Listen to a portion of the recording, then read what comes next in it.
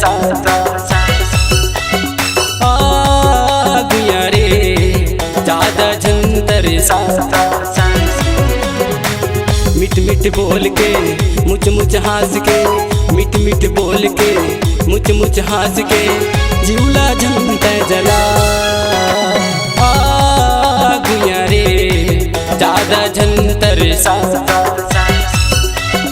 आ गया रे ज्यादा झंतर सा।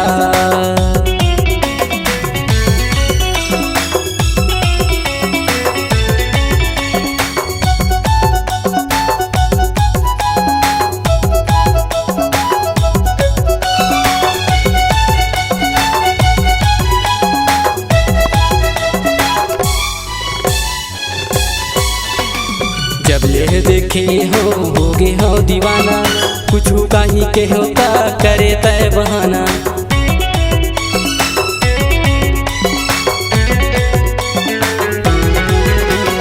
जब ले देखे होगे हो दीवाना, कुछ कहीं के होता करे तय बहाना, कुछ कहीं के होता करे तय बहाना।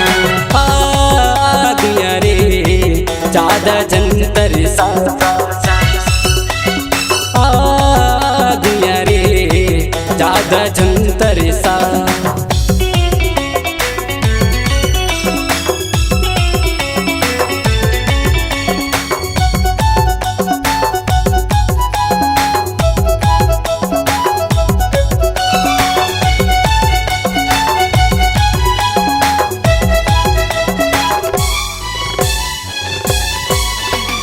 बचपन के प्यार मोह खावा तो बर प्रिया, जिंदगी भर साथ दूं खवाले ते क्रिया।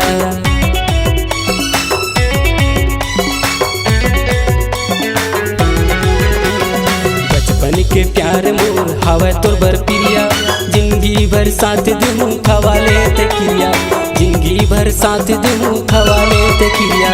आ गया रे ज्यादा झंतर सा आ गया रे ज्यादा झंतर सा। मिठ मिठ बोल के मैं रंग घोर के, मिठ मिठ बोल के मैं रंग घोर के दीवाना मौला बना। आ गया रे ज्यादा झंतर सा